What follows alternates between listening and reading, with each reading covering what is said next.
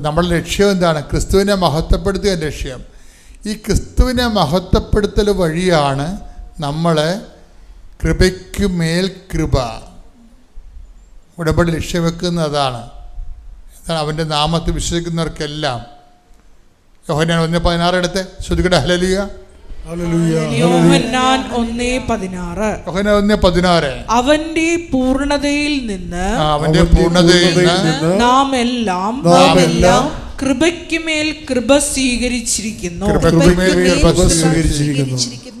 ഇതാണ് ഉടമ്പടി ഉന്നം വെക്കുന്നത്. എന്താണ് ഈ ഗ്രേസ് അപ്പോൺ ഗ്രേസ്? ഗ്രേസ് നമുക്ക് സാധ്യമാണ്. നമ്മുടെ സക്രമെൻ്റൽ ലൈഫിൽ ഗ്രേസ് ഉണ്ട്. കാണപ്പെടാത്ത ദൈവത്തിൻ്റെ വരപ്രസാദം നമുക്ക് ലഭിക്കാൻ ഈശോമിശിഹ സ്ഥാപിച്ച് കാണപ്പെടുന്ന അടയാളങ്ങൾ കൂദാശകളാണ്. നമുക്ക് കുറേ കൂദാശകളുണ്ട്. ജ്ഞാനസ്നാനമുണ്ട്, സ്ഥൈര്യലേപനമുണ്ട്, വിശുദ്ധ കുർബാനയുണ്ട്, പിന്നെന്താണ് തിരുപ്പട്ടമുണ്ട്, വിശുദ്ധ വിവാഹമുണ്ട്, രോഗീലേപനമുണ്ട്. ഇതെല്ലാം കൂദാശകളാണ്.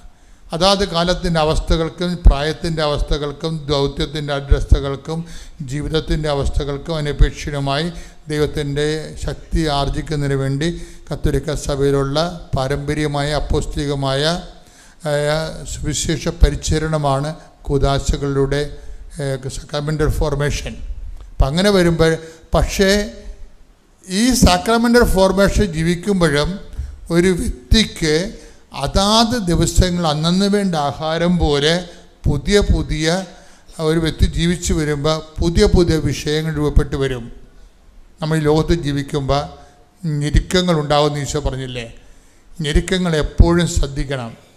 കാര്യം നല്ല ഒരു കാലാവസ്ഥയിൽ കൃപ രൂപപ്പെട്ട് വരാൻ പാടാണ്. ഞെരുക്കങ്ങളിലൂടെയാണ് അവൻ കടന്നു പോയത്, നമ്മളും കടന്നു പോണതും ഞെരുക്കങ്ങളിലൂടെയാണ്. ഇതിന് ജീവിത ആത്മീയ പെസഹ എന്ന് പറയും. ലോകത്തിൽ നിങ്ങൾക്ക് ഞെരുക്കങ്ങൾ ഉണ്ടാകും. ശ്രുതികട ഹല്ലേലൂയ. യോഹന്നാൻ 16:33 നിങ്ങൾ എന്നിൽ സമാധാനം കണ്ടെത്തേണ്ടതിനാണ്. കണ്ടില്ലേ? മുമ്പ് പറഞ്ഞത് എന്താ? നിങ്ങൾ എന്നിൽ സന്തുഷ്ടി കണ്ടെത്തണം. ഇപ്പം എന്താ പറയണത്?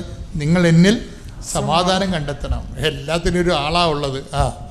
കണ്ടെത്തേണ്ടതിനാണ് ഞാനിത് നിങ്ങളോട് പറഞ്ഞത്. ലോകത്തിൽ നിങ്ങൾക്ക് ഞെരുക്കമുണ്ടാകും. എങ്കിലും ധൈര്യമായിരിക്കുവിൻ. ഞാൻ ലോകത്തെ കീഴടക്കിയിരിക്കുന്നു. അപ്പൊ ഈ ഞെരുക്കങ്ങൾ ഉണ്ടാകണ എന്തിനാണ്? നമുക്ക് കീഴടക്കാൻ വേണ്ടിയാണ്. മനസ്സിലായില്ലേ? അത് ഓർത്ത് വെക്കണം. ഞെരുക്കങ്ങൾ ഉണ്ടാകാൻ അനുഭവിക്കാൻ വേണ്ടിയല്ല. ഒരു ഞെരുക്കങ്ങൾ ഉണ്ടാകുന്നത് കീഴടക്കിയാണ് കൃപയ്ക്കുമേൽ കൃപ നമ്മൾ ആർജിച്ച് ബലവാന്മാരാകണത്. ദൈവരാജ്യത്തിൽ പ്രവേശിക്കുന്നവരെല്ലാം ബലം പ്രയോഗിക്കുന്നവനെന്ന് പറഞ്ഞില്ലേ? അതാണ് ഈ സംഭവം. ഞെരുക്കങ്ങളെ സുവിശേഷ വിഹിതമായി കീഴടക്കിക്കൊണ്ട് വിശ്വാസം, ദൈവസ്നേഹം, ക്ഷമ, ദയ, നന്മ, വിശ്വസ്തത, ആത്മശ്രദ്ധ. ഹല്ലേലൂയ.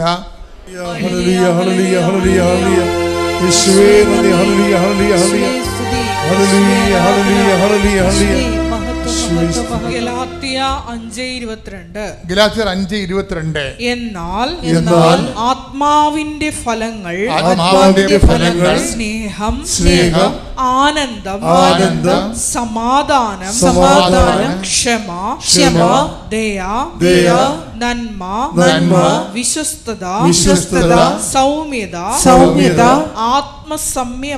ആത്മസംയമനം ഇവയാണ്. ഈ ആത്മാവിൻ്റെ ഫലങ്ങൾ ആർജിക്കുന്നതിന് വേണ്ടി അന്വേഷണമായിട്ടാണ് ഞെരുക്കങ്ങൾ നമ്മൾ പ്രയോജനപ്പെടുത്തേണ്ടത്. ഞെരുക്കങ്ങൾ നമ്മൾ പ്രയോജനപ്പെടുത്തുന്നത് ഇതിനല്ലെങ്കിൽ ലോകായിക മനുഷ്യൻ അതിനെ വേറെ രീതി പ്രയോജനപ്പെടുത്തും.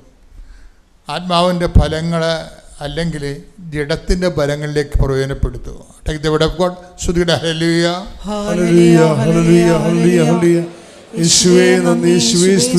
ഗലാത്യ 5:19 ജഡത്തിന്റെ വ്യാപാരങ്ങൾ എല്ലാവർക്കും അറിയാം. ഈ ഞെരുക്കങ്ങൾ എന്നുള്ള സംഭവമാണ്. ഈ ഞെരുക്കങ്ങൾ ജീവിതത്തിൽ വരുമ്പോൾ നമ്മൾ എപ്പോഴും ശ്രദ്ധിക്കണം. ആത്മീയ മനുഷ്യനാണെങ്കിൽ ക്ഷമ, ദയ, നന്മ, വിശ്വസ്തത, ആത്മസംയമനം എന്ന രീതിയിൽ അതിനെ ഈ പുണ്യങ്ങൾ ആർജിക്കാൻ വേണ്ടി അങ്ങനെ കൃപയ്ക്ക് മേൽകൃപയായിട്ട് വളർന്നുകൊണ്ടിരിക്കും. ഞെരുക്കങ്ങളെ ജഡിക മനുഷ്യനാണ് നീ എങ്കിൽ എന്തു ചെയ്യും? ജഡത്തിൻ്റെ ഫലങ്ങൾ ഞെരുക്കങ്ങളിലൂടെ ഇതുണ്ടാവും. എന്തൊക്കെ ഉണ്ടാവും? വായിച്ചേ. അവ വ്യഭിചാരം. ഞെരുക്കങ്ങൾ ഉണ്ടാകുമ്പോൾ സ്വാഭാവിക മനുഷ്യ അസ്വസ്ഥമാണെങ്കിൽ, ഇപ്പോൾ ഈ ചില ആൾക്കാരൊക്കെ പറഞ്ഞില്ലേ, ഇപ്പോൾ ഞങ്ങൾ ഇപ്പോൾ കൗൺസിലിംഗ് ഒക്കെ നടത്തുമ്പോൾ ഇപ്പോൾ ഒത്തിരി ഡിസ്റ്റർബ്ഡ് ആയിട്ടുള്ള ആൾക്കാരാണ് കൂടുതലായിട്ടുള്ള ഈ സ്വകാര്യ പാപങ്ങളും അതുപോലെ തന്നെ മറ്റ് രീതികളൊക്കെ ചെയ്യുന്ന ആൾക്കാർ. അതെച്ചാൽ നമ്മുടെ മനസ്സിനെ നമ്മൾ അലോസരപ്പെടുത്താതിരിക്കണം. ഞെരുക്കങ്ങൾ വരുമ്പോൾ സൂക്ഷിച്ചില്ലെങ്കിൽ പാപങ്ങളിലേക്ക് വീഴാൻ പോകണമെന്ന് നോക്കിയാൽ എന്തൊക്കെയാണ് അത്? അവ വ്യഭിചാരം, അശുദ്ധി, ദുർവൃത്തി, വിഗ്രഹാരാധന. അശുദ്ധി എന്ന് പറയണം, ദുർവൃത്തി എന്ന് പറയണമൊക്കെ സ്വകാര്യമായിട്ടുണ്ടാകുന്ന രീതികളാണ്, സ്വകാര്യ രീതികളാണ്. അപ്പം ദുർവൃത്തി ഉണ്ടാവും. പിന്നെ വിഗ്രഹാരാധന, ആഭിചാരം, മറ്റുള്ളവരെ ഉപദ്രവിക്കാൻ വേണ്ടി വൈരാഗ്യം ഉണ്ടാകണമെങ്കിൽ മറ്റുള്ളവരെ ഉപദ്രവിക്കാൻ വേണ്ടി ഓരോ കൂടുതലൊക്കെ ചെയ്യത്തില്ല, അതിനാണ് ആഭിചാരം. ശത്രുത, കലഹം, അസൂയ, കോപം, മാത്സര്യം, വ്യക്തി മാത്സര്യം, അത് തന്നെ. ഭിന്നത, വിഭാഗീയ ചിന്ത, വിദ്വേഷം, മദ്യപാനം, മധുരോത്സവം, ഇവയും ഈദൃശമായ മറ്റു പ്രവൃത്തികളുമാണ്. ഇത്രയും സംഭവങ്ങൾ ഉണ്ടാവും. ഇപ്പൊ മയക്കുമരുന്നൊക്കെ അടിപ്പെട്ടു പോകുന്ന ആൾക്കാരില്ലേ, ഇപ്പൊ ചെറിയ ഞെരുക്കങ്ങൾ ഉണ്ടാകുമ്പോൾ ഞെരുക്കങ്ങളെ വെച്ച് ചില ആൾക്കാർ മയക്കുമരുന്ന് കച്ചവടം തുടങ്ങും. അവിടെ തന്നെ ചിലപ്പോൾ കഞ്ചാവ് വരച്ച് ഭാര്യ വഴക്കിട്ട് പോയെന്ന് പറഞ്ഞുകൊണ്ട് വീട്ടിലിരുന്ന് വെള്ളമടിച്ചുകൊണ്ടിരിക്കും. അപ്പം ഞെരുക്കങ്ങൾ ഉണ്ടാകുമ്പോൾ ഈ ഞെരുക്കങ്ങളെ കൈകാര്യം ചെയ്യുന്ന വിധമുണ്ട്. ലോകരാജ്യത്തിലുള്ളവരും നരകരാജ്യത്തിലുള്ളവരും ഇപ്പം നമുക്ക് എന്താണ് അത് തിരിച്ചറിയണം. ഈ ആൾക്കാരെ തിരിച്ചറിയണം ഇങ്ങനെയാണ്. 6:33 മത്തായി ശ്രുതികട ഹല്ലേലൂയ. 6:43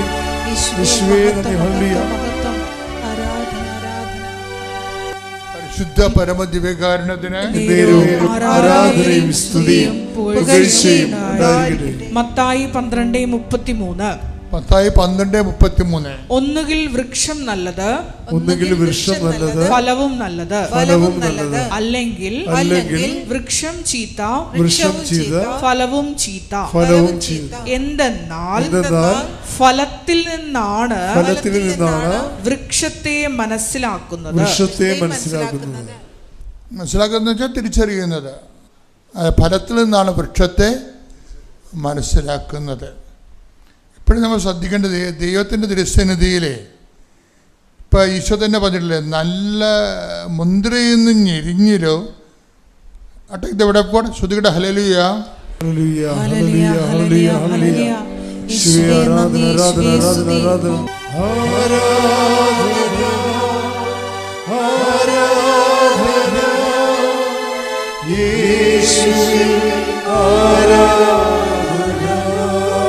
ലൂക്ക 6:43-44.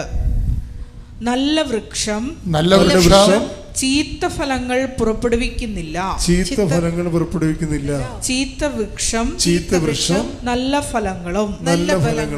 ഓരോ വൃക്ഷവും ഫലം കൊണ്ട് തിരിച്ചറിയപ്പെടുന്നു. അതായത് ഒരു വൃക്ഷത്തിൽ കുറച്ച് നല്ല ഫലങ്ങളും കുറച്ച് ചീത്ത ഫലങ്ങളും, അങ്ങനെ ഒരു സംഭവമില്ല. പക്ഷെ നമ്മൾ കണ്ടുവരുന്നത് അങ്ങനെയാണ്. മനുഷ്യന്മാർ നല്ലൊരു അവർ ഇന്ന് നല്ലതാണെങ്കിൽ നാളെ മോശം. രാവിലെ നല്ല കാര്യങ്ങളൊക്കെ ചെയ്യും, ചിലരോട് നല്ല കാര്യം ചെയ്യും, ചിലരോട് മോശം കാര്യം ചെയ്യും. ഇങ്ങനെ പോണത്. ഈ സാധനത്തിനെ ദൈവം അക്സെപ്റ്റ് ചെയ്തില്ല. അതുകൊണ്ടാണ് പറയണത് ഇതൊരു ഡ്യൂപ്ലിസിറ്റിയാണ്, നിങ്ങൾക്ക് അങ്ങനെ ആയിരിക്കാൻ പറ്റത്തില്ലെന്നാണ്. നിങ്ങളുടെ വാക്കുകൾ ഒന്നെങ്കിൽ അതേന്ന് പറയണം, അല്ലെങ്കിൽ അല്ലെന്ന് പറയണം. നടുക്കുള്ള ഡ്യൂപ്ലിസിറ്റി ദൈവം അംഗീകരിക്കണില്ല. ഇപ്പോൾ ഒരു ഞെരുക്കം ഉണ്ടാകുമ്പോൾ ഒരു മനുഷ്യൻ വെള്ളം അടിക്കാനും അതുപോലെ തന്നെ അശുദ്ധ പ്രവർത്തനങ്ങൾ തുടങ്ങുമ്പോൾ ദൈവം അതിനെ എങ്ങനെ കാണുന്നത്? ചീത്ത വൃക്ഷമായിട്ടാണ് കാണുന്നത്. എന്താ കാര്യം? ഫലത്തിൽ നിന്ന് വൃക്ഷത്തെ തിരിച്ചറിയുന്നതാണ്. ഇപ്പം നമ്മളെ സംബന്ധിച്ചുള്ള ഓപ്ഷൻ എന്താണ്? നല്ല ഫലം കായ്ക്കുന്ന നല്ല വൃക്ഷങ്ങളായിരിക്കാനേ പറ്റത്തുള്ളൂ. ഉടമ്പടി നല്ല ഫലം കായ്ക്കുന്ന നല്ല വൃക്ഷത്തിലേക്കുള്ള യാത്രയാണ്. വൃക്ഷമായി പരിണമിക്കാൻ വേണ്ടിയുള്ള പരിശ്രമങ്ങളാണ്. അത് ഓർത്തേക്കണം. ഉടമ്പടി ഏറ്റവും വസ്തുവിക്കാനും അതല്ലേ ഉദ്ദേശിക്കുന്നത്. നല്ല ദൈവരാജ്യത്തിന് അനപേക്ഷിതമായിട്ട് ഞെരുക്കങ്ങളുടെ കാലത്ത് പ്രത്യേകിച്ച് നല്ല ഫലങ്ങൾ, നല്ല വൃക്ഷങ്ങൾ, നല്ല ഫലത്തെ കായ്ക്കാൻ വേണ്ടിയുള്ള പരിശ്രമമാണ്. അതിന് ബലപ്രയോഗം വേണ്ടി വരുമെന്നാണ് പറഞ്ഞത്. ദൈവരാജ്യത്തിൽ പ്രവേശിക്കും ദൈവരാജ്യത്തിൻ്റെ ഫലങ്ങൾ ഉണ്ടാക്കുന്നവർക്ക് ബലപ്രയോഗം വേണ്ടി വരും. ബലം പ്രയോഗിക്കുന്നവന് മാത്രമേ നല്ല ഫലങ്ങളെ പ്രയോഗിക്കാൻ കഴിയത്തുള്ളൂ. അതുകൊണ്ടാണ് ഈ വിഷയം വന്നിരിക്കുന്നത്. ആ ഓൺലൈൻ ഉടമ്പടി എടുക്കുമ്പം തന്നെ എനിക്ക് സ്വപ്നത്തിൽ ഇങ്ങനെ ഇവിടെ വരുന്നതും ദൂരെ നിന്ന് ഞാനിതെല്ലാം കാണുന്നതൊക്കെ സ്വപ്നം കണ്ടിരുന്നു. അപ്പം ഞാൻ തീരുമാനിച്ചിരുന്നു എന്തായാലും അമ്മ ഞങ്ങളെ ഇങ്ങോട്ട് വിളിക്കുന്നുണ്ട് എന്ന് മനസ്സിലായി. അങ്ങനെ ഞങ്ങൾ ഇവിടെ എത്തി. അതിൻ്റെ ഇടയിൽ ഞങ്ങൾക്ക് ഇവിടെയുള്ളവർക്ക് അറിയാതിരിക്കാം, ഞങ്ങൾ കഴിഞ്ഞ 2023 മാർച്ചിൽ H1B വിസയ്ക്ക് ഞങ്ങൾ അപ്ലൈ ചെയ്തിരുന്നു. അതിൻ്റെ ലോട്ടറി 7.5 ലക്ഷം പേരിൽ നിന്നാണ് 65,000 പേരെയായിരുന്നു എടുക്കുന്നത്. അപ്പം ഞങ്ങൾ ഫസ്റ്റ് ഇതിൽ ലോട്ടറിയിൽ ഞങ്ങൾക്ക് കിട്ടിയില്ല. അപ്പോൾ ഞങ്ങൾ രണ്ടാമത് ഇവിടെ വന്ന് എടുക്കുന്ന സമയത്ത് ഞങ്ങൾക്ക് റിജക്റ്റ് ആയിട്ടാണ് ഞങ്ങളിവിടെ വന്നത്. അപ്പം ഞങ്ങൾ അതിനെക്കുറിച്ചൊന്നും ഇവിടെ നിയോഗത്തിൽ ജോലി വേണമെന്ന് മാത്രമേ പറഞ്ഞിരുന്നുള്ളൂ. പക്ഷേ മാതാവിൻ്റെ അനുഗ്രഹം കൊണ്ട് ഞങ്ങളിവിടെ വന്ന് ഉടമ്പടി എടുത്ത് ഒരാഴ്ച കഴിഞ്ഞപ്പോൾ തന്നെ അവർക്ക് 65,000 പേരെ കിട്ടിയില്ലാത്തതുകൊണ്ട് രണ്ടാമതൊരു ലോട്ടറി ഇടുകയും അതിൽ ഞങ്ങളെ സെലക്ട് ആവുകയും ചെയ്തു. അത് മാതാവിൻ്റെ വലിയൊരു അനുഗ്രഹമായിരുന്നു. ഇത് രണ്ടും ആയപ്പോൾ തന്നെ ഞങ്ങൾക്ക് പൂർണ്ണമായി വിശ്വാസമായി അത് മാതാവിൻ്റെ അനുഗ്രഹം കൊണ്ട് മാത്രമാണെന്ന്. അതുവഴി ഞങ്ങൾ കൂടുതൽ പ്രാർത്ഥനയിലും പ്രാർത്ഥിക്കാനുള്ള ഒരു സാഹചര്യവും അന്തരീക്ഷവും എല്ലാം ഞങ്ങളുടെ വീടുകളിലുണ്ടായിരുന്നു.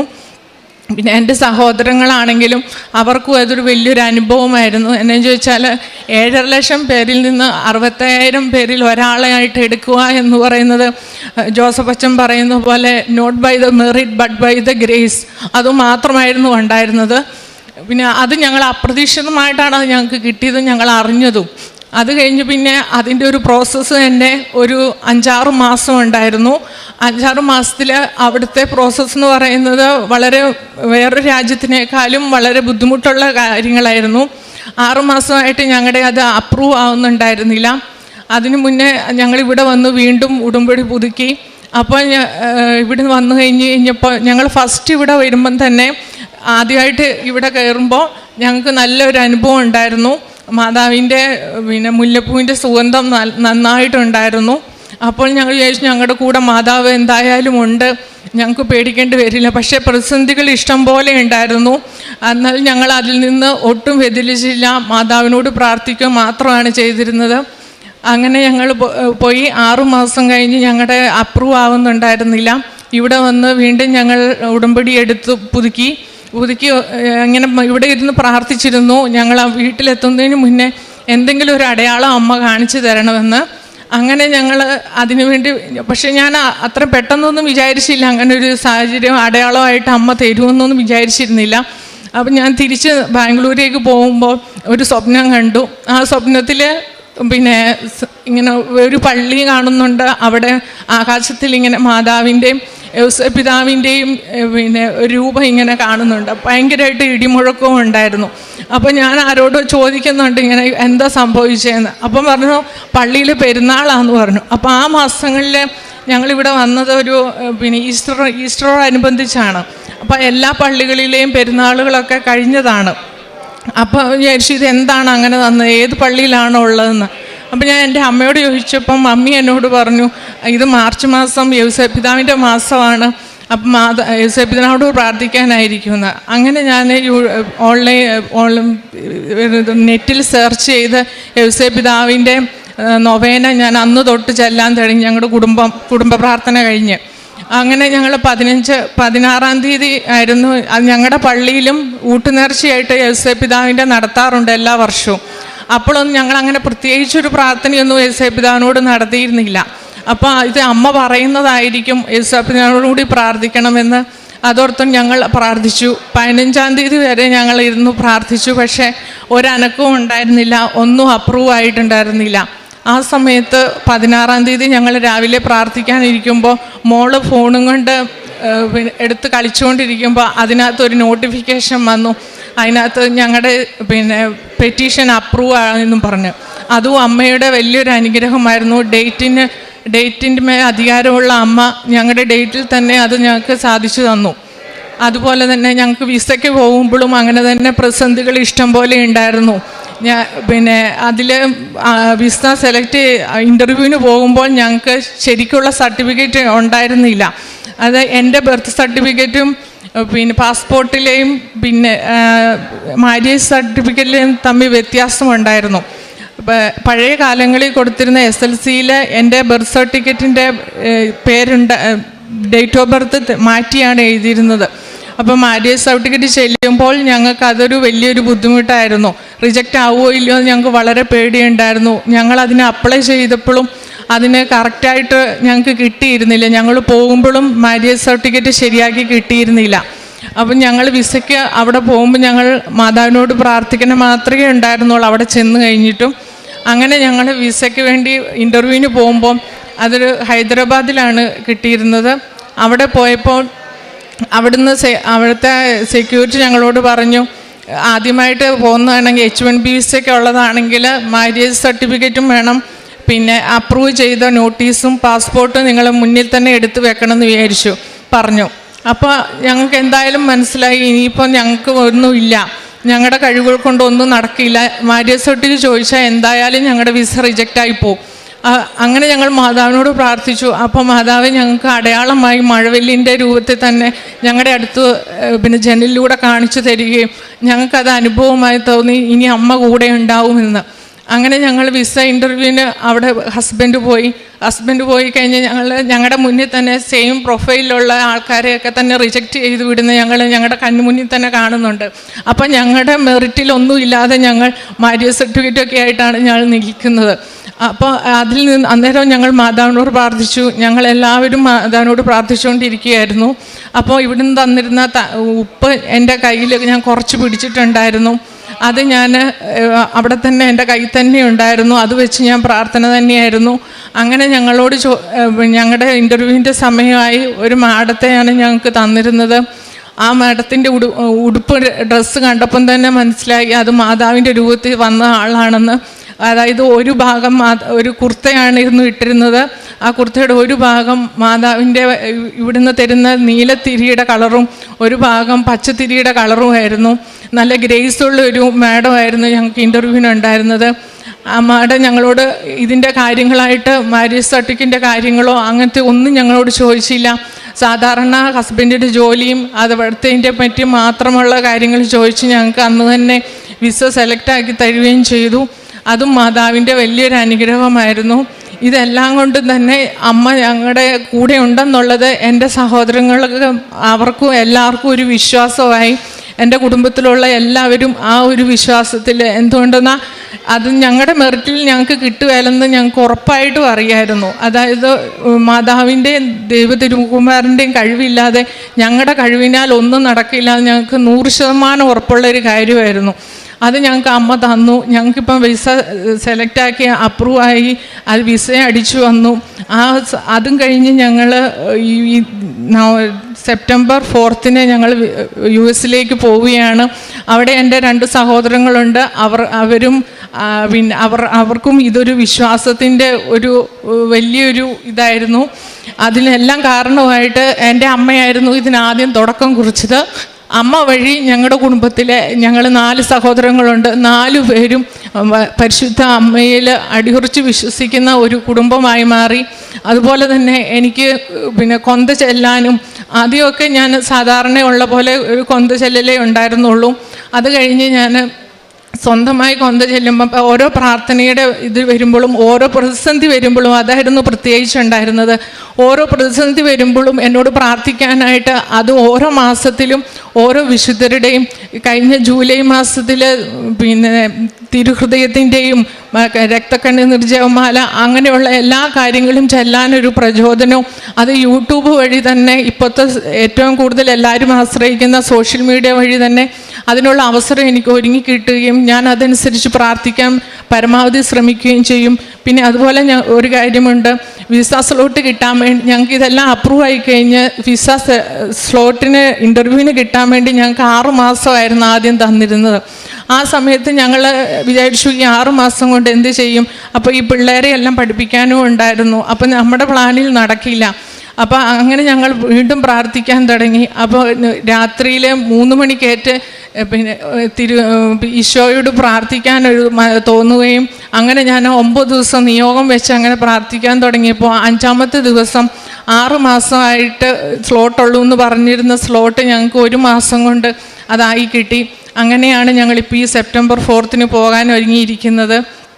അതുപോലെ തന്നെ പിന്നെ മാതാവ് സ്വപ്നത്തിലൂടെ ഇങ്ങനെ ഓരോരോ കാര്യങ്ങൾ വിഷമസന്ധികൾ വരുമ്പോഴാണ് അങ്ങനെയൊക്കെ വരിക. സ്വപ്നത്തിൽ ഇങ്ങനെ ഓരോ അടയാളങ്ങൾ തരും. അതുപോലെ ഞങ്ങൾക്ക് പ്രാർത്ഥിക്കാൻ ഇപ്പം ഒരു കൊന്തയൊക്കെ ചെല്ലുന്ന ഞാനിപ്പം ഫുൾ കൊന്ത ചെല്ലും. രാവിലെ എഴുന്നേറ്റ പാടെ തന്നെ ഒരു കൊന്ത മുഴുവൻ ചെല്ലും.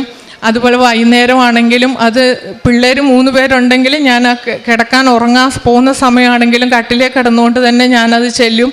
അത് ചെല്ലാതിരിക്കുമ്പോഴാണ് ഇപ്പോൾ ഒരു തടസ്സമായിട്ടുള്ള എപ്പോഴും ഒരു ഓർമ്മ വരും, ഇന്നത്തെ ദിവസം ചെല്ലി കഴിഞ്ഞില്ലല്ലോ എന്ന്. അങ്ങനെ ഓരോരോ പ്രാർത്ഥനകളിലൂടെയും കുടുംബ വിശുദ്ധീകരണവും നടന്നു. പിന്നെ മക്കളും കുടുംബത്തിൽ ആലപ്പുഴ എന്ന് പറയുമ്പോൾ ഓരോ കുഞ്ഞു കൊച്ചു സഹിതം പറയും ആലപ്പുഴയിൽ പോകാം. അവർ എന്തടിസ്ഥാനത്തിലാണ് പറയുന്നതെങ്കിലും അവർ കൃപാസന മാതാവിനെയൊക്കെ കാണുമ്പോൾ അവർക്ക് ഭയങ്കര ഒരു ആഗ്രഹമാണ് അവിടെ പോകണം പിറക്കണമെന്ന്. അതുപോലെ ചൊവ്വാഴ്ച ദിവസങ്ങളിലെ എല്ലാ ഉടമ്പടി ധ്യാനത്തിലും കാണും. ധ്യാനം ജോസഫ് അച്ഛൻ്റെ ധ്യാനത്തിലും ഞങ്ങൾ കൂടാറുണ്ട്.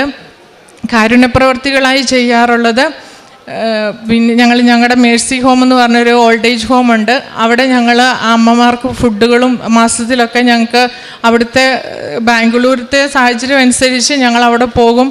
അവർക്ക് വേണ്ടുന്ന ഫുഡുകളൊക്കെ കൊടുക്കും. പിന്നെ അവിടെയുള്ള അനാഥാലയത്തിലെ പിള്ളേരുണ്ട്, അവർക്ക് ഞങ്ങൾ കൊടുക്കും. പിന്നെ ഞങ്ങൾ പോകുന്ന വഴിയിൽ കാണുന്ന ഏതെങ്കിലും അങ്ങനെ ഞങ്ങൾക്ക് തോന്നും ഇന്ന ആൾക്ക് കൊടുത്തേക്കാം, അങ്ങനെ ആവശ്യതയായിട്ടുള്ളവർക്കും പിള്ളേരെയൊക്കെ ഞങ്ങൾ പഠിപ്പിക്കാൻ കൊടുക്കും. പിന്നെ പിള്ളേരെ പഠിപ്പിക്കാൻ കുറച്ച് പൈസയൊക്കെ ആയിട്ട് ഞങ്ങൾ സഹായിക്കും ഇല്ലാത്തവർക്ക്. അതൊക്കെയായിരുന്നു ഞങ്ങളുടെ കാരുണ്യപ്രവർത്തികൾ. ഇനി ഹസ്ബൻഡിന് കിട്ടിയത്, ഞങ്ങളുടെ ഉടമ്പടിയിലായിരിക്കുമ്പോൾ തന്നെ എൻ്റെ നടുവിൻ്റെ വേദന അത് ഭയങ്കര കാഠിന്യമായിരുന്നു. ആ കാഠിന്യ ഇതിൽ ഞങ്ങളുടെ പോസ്റ്റർ വരെ അതിന് മാറിയായിരുന്നു. എൻ്റെ നേരെ ആയിരുന്നില്ല എൻ്റെ ശരീരത്തിൻ്റെ ലെവല്. ഓൺലൈൻ ഉടമ്പടി എടുത്ത ശേഷം അത് നേരെയാവുകയും സാധാരണ ഞാൻ കുറച്ച് സ്പോർട്സൊക്കെ കളിക്കുമായിരുന്നു, അതിലൂടെ പിന്നീടും പോകാൻ എനിക്ക് സാധിച്ചു. ഈ ഒരു വർഷം അമ്മ തന്ന എല്ലാ അനുഗ്രഹങ്ങൾക്കും അതുപോലെ US-ൻ്റെ വിസ അപ്രൂവായി തന്നതിനും ഞങ്ങൾക്ക് തന്നതിന് എല്ലാ അനുഗ്രഹങ്ങൾക്കും അമ്മയ്ക്കും തിരുക്കുമാനവരായിരം നന്ദി. എൻ്റെ പേര് മിനി ജോൺസൺ. ഞാൻ കോന്തുരുത്തി സെയിൻറ്റ് ജോൺസ് നെബുംസാൻ ദേവാലയത്തിൽ നിന്ന് വരുന്നു. ഞാൻ ഇവിടെ വന്നത് 2022 മാർച്ച് മാസം 3-ാം തീയതിയാണ്. എൻ്റെ ഒരു കൂട്ടുകാർ വഴിയായിട്ടാണ് ഞാനിവിടെ വന്നത്. അതിനു മുമ്പ് എൻ്റെ മോൻ 2018 വന്ന് ഇവിടെ ഉടമ്പടി എടുത്ത് അവൻ UK പോയിരുന്നു. അത് നേരത്തെ വന്ന് ഇവിടെ വന്ന് സാക്ഷ്യം പറഞ്ഞിരുന്നു. പിന്നെ ഞങ്ങൾക്ക് ഏറ്റവും വലിയൊരു സ്വപ്നം ഞങ്ങൾക്കൊരു വീടായിരുന്നു. ഞങ്ങൾക്കൊരു 4 ലൈൻ മുറികളിലായിരുന്നു ഞങ്ങൾ താമസിച്ചിരുന്നത്. അതിൽ 2 മുറി മാറ്റി ഞങ്ങൾക്കൊരു വീട് വെക്കണമെന്ന് ഭയങ്കര ആഗ്രഹമുണ്ടായിരുന്നു. 45 വർഷം പഴക്കമുള്ളൊരു വീടായിരുന്നത്. അപ്പോൾ ആ വീട് പണിയാനായിട്ട് ഒരു നിവൃത്തി ഉണ്ടായിരുന്നില്ല. എൻ്റെ മോൻ UK പോയിട്ട് 2021 അവൻ പോയി ഈ 24 അവൻ വരികയും ചെയ്തു. അപ്പോൾ ആ ഇടയ്ക്കുള്ള ആ സമയത്തിനുള്ളിൽ തന്നെ ഒരു വീട് പണിയാനായിട്ട് ഞങ്ങൾക്ക് ഭയങ്കര പ്രയാസമായിരുന്നു. അപ്പോൾ ബാങ്കിൽ പോയി ലോണിൻ്റെ കാര്യം ചോദിച്ചപ്പോൾ ബാങ്കിലെ മാനേജർ പറഞ്ഞു, പിന്നെ വിദ്യാഭ്യാസ ലോണെല്ലാം മുടങ്ങാതെ ഈ മോനടക്കണുണ്ട്, അതുകൊണ്ട് നിങ്ങൾക്ക് ഹൗസിംഗ് ലോൺ ഞങ്ങൾക്ക് സാങ്ഷനാക്കി തരാമെന്നും പറഞ്ഞ് ഹൗസിംഗ് ലോൺ ഞങ്ങൾക്ക് സാങ്ഷനാക്കി. അത് മാതാവിൻ്റെ ഒറ്റ ഒരു അനുഗ്രഹം കൊണ്ടാണ് ഞങ്ങൾക്കത് കിട്ടിയത് ഞങ്ങൾ വിശ്വസിക്കുന്നു. ആ ഒരു മാസത്തിനുള്ളിൽ തന്നെ ആ മാഡം അവിടെ നിന്ന് മാറി വേറെ സ്ഥലത്തേക്ക് പോവുകയും ചെയ്തു. അങ്ങനെ ഞങ്ങൾക്ക് വീട് പണി ജൂലൈ 2-ാം തീയതി ഞങ്ങൾ തറക്കല്ലിട്ട് ഈ മെയ് മാസത്തോടുകൂടി ഞങ്ങളതിൻ്റെ വീട് പണി പൂർത്തിയാക്കുകയും ചെയ്ത് ആ തറക്കല്ലിട്ടത് തുടങ്ങി. തറക്കല്ലിട്ടപ്പോൾ തന്നെ മാതാവിൻ്റെ ഉപ്പ്, വെഞ്ചരിച്ച കാശ് രൂപ എല്ലാം വെച്ചാണ് ഞങ്ങൾ ഈ തറപണി തുടങ്ങിയത്. അതുപോലെ തന്നെ ഓരോ ഘട്ടത്തിലും മാതാവിൻ്റെ ഉപ്പ്, കാശ് രൂപം, പിന്നെ അതുപോലെ തന്നെ കൃപാസന പത്രം ഇതെല്ലാം കൊണ്ട് ചെയ്ത് സന്ധ്യാസമയത്ത് ഞങ്ങൾ കുന്തിരിക്കം പോയിച്ച് ഞങ്ങൾ ഉദ്ദേശിക്കുന്നതിലും നല്ലൊരു വീട്, ഒരു 4 ബെഡ്റൂമുള്ള 3 നില വീട് വെക്കാനായിട്ട് എൻ്റെ മാതാവ് എന്നെ ഒരുക്കി. മാതാവിന് ഒത്തിരി നന്ദി. എനിക്ക് എപ്പോഴും സ്വപ്നമായിരുന്നു എനിക്ക് ഇവിടെ വന്നൊരു സാക്ഷ്യം പറയാനായിട്ട് മാതാവ് എന്നെ സാധിക്കണേന്ന്. അതുപോലെ തന്നെ പിന്നെ രണ്ടാമത്തെ സാക്ഷ്യം എന്നാണ്, എനിക്ക് ഈ സൈഡ് ഫുള്ള് വേദനയായിരുന്നു. ഞാൻ ജോലി എടുക്കുന്ന സമയത്ത്, ജോലിക്ക് പോയിക്കൊണ്ടിരിക്കുന്ന സമയത്ത് 2 പ്രാവശ്യം ഞാൻ വണ്ടിയിൽ നിന്ന് വീണിട്ടുണ്ട്. അതുപോലെ തന്നെ ഒരു പ്രാവശ്യം ഇതുപോലെ കുളിമുറിയിൽ കുളിച്ചുകൊണ്ടിരിക്കുന്ന സമയത്ത് ഇങ്ങനെ കറങ്ങി വീണ് ഈ സ്ഥലത്ത് തന്നെ ഇങ്ങനെ വീണ്. അപ്പോൾ അത് കാരണം എനിക്ക് ഒരു ജോലിയും ചെയ്യാൻ പറ്റാത്ത അവസ്ഥയായിരുന്നു. ആ സമയത്താണ് എൻ്റെ കൂട്ടുകാർ എന്നെ വിളിച്ചിട്ട് പറഞ്ഞു, നമുക്ക് ഇവിടെ വരാം. അങ്ങനെ ഞാനിവിടെ ഈ വാതിക്കൽ വന്നപ്പോൾ തന്നെ എനിക്ക്